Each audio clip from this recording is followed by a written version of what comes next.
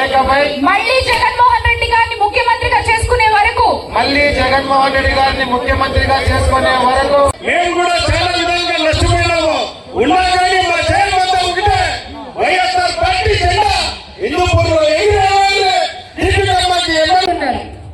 ఈ ఎక్కడైనా కనబడితే కొంచెం చెప్పరా మీరు నాకు?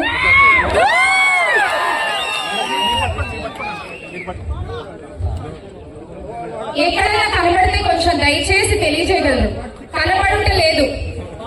గౌరవ ఉప ముఖ్యమంత్రి గారు, పీఠాపురం పీఠాధిపతి పవన్ గారు మిస్సింగ్.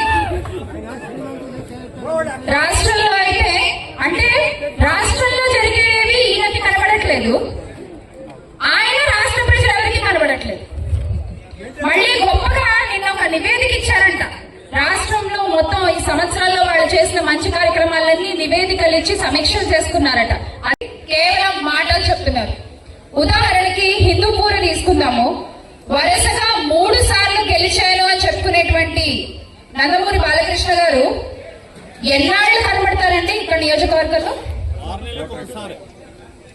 ఆ ఒక్కసారి కూడా ఏ ఓపెనింగో ఏదో ఉంటే రావడం, కాసేపు అలా మొహం చూపించి వెళ్ళిపోవడం. ఇక్కడ జరిగే సమస్యల గురించి ఆయనకి ఏం తెలుసు? ఇక్కడ జరుగుతున్న సంగతులు ఆయనకి ఏం తెలుసు? దాని మీద ఆయన ఎలాంటి బాధ్యత వహిస్తారు?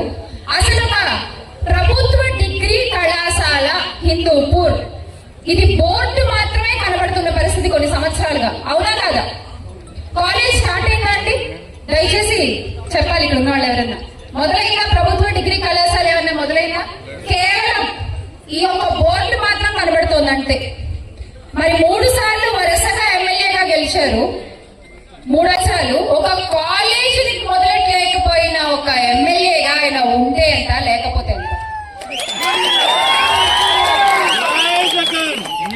గత ఎన్నికల్లో చాలా గొప్పగా చెప్పుకుంటున్నారు, ఇన్ని స్థానాలు వచ్చాయి, అన్ని స్థానాలు వచ్చాయని.